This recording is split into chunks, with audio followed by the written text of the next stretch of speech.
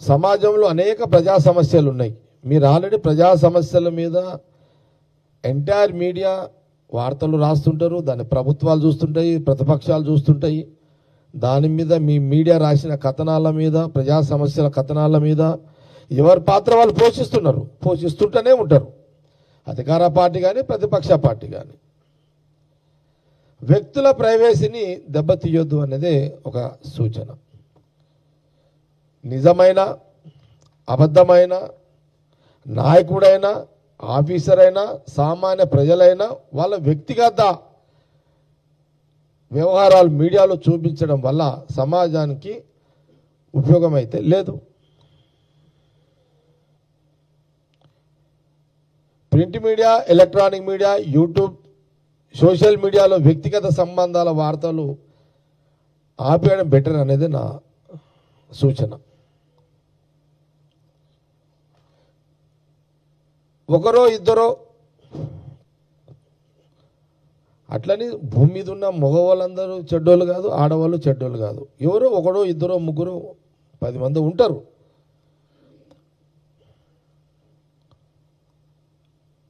అలాంటి వాళ్ళు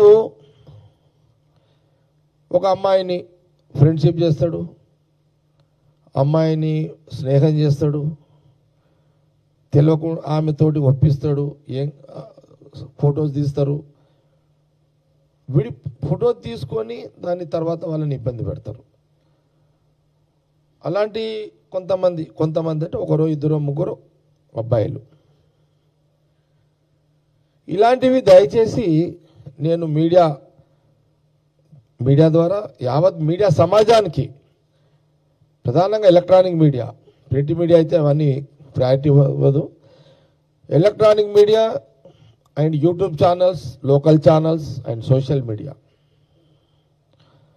ఎవరు కూడా ఇలాంటి వార్తలకు ప్రాధాన్యత ఇవ్వకండి. ఇచ్చి వాళ్ళ కుటుంబాలను రోడ్ పాలు చేయకండి, అసలు స్టోరీ చేయకండి. నా ఆలోచన అయితే ఓకే, మీ మీడియా స్వేచ్ఛను నేను ప్రశ్నిస్తలేను, సలహా ఇస్తున్నా. మీడియా స్వేచ్ఛను నేను డామినేట్ చేసి నేను మీకు సలహా ఇస్తున్నా. తెలుసో తెలవకనో, కొన్ని తెలిసి జరగవచ్చు, కొన్ని తెలవగదలచ్చు, కొన్ని ఇష్టంతో జరగవచ్చు, ఒకటి సైకో వెళ్ళొచ్చు.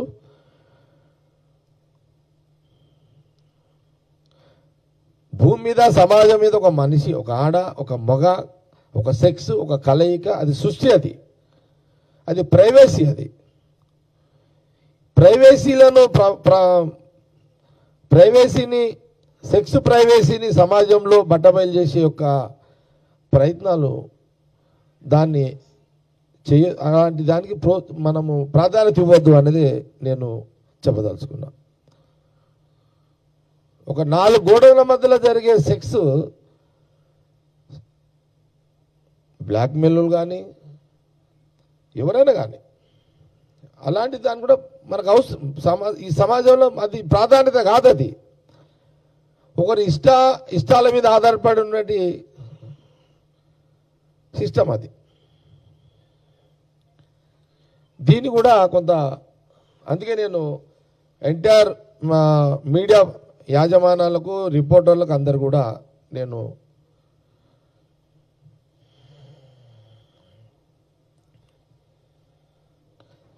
సరే, చట్టాలు ఉన్నాయి, న్యాయస్థానం ఉంది, కానీ చట్టాల దగ్గరికి ఈ సైకో బ్లాక్మెయిలింగ్ ఆడపిల్లలను చేసే వాళ్ళ విషయాల్లో ఎట్లా చట్టం అంటే కొంత పోలీసు దగ్గర సీక్రెసీ ఉంటుంది. న్యాయస్థానం పోయినప్పుడు అడ్వకేట్లు ఎవరు వాళ్ళకు ఉంటారు, వాదోపవాదాలు, ఇదంతా బహిర్గతం అవుతుంది. ఓకే, మనం చట్టాన్ని గౌరవించాల్సిందే, న్యాయాన్ని గౌరవించాల్సిందే, న్యాయ పరిధిలో నడవాల్సిందే, చట్ట పరిధిలో జీవించాల్సిందే. Subscribe us and press the bell icon for more interesting updates.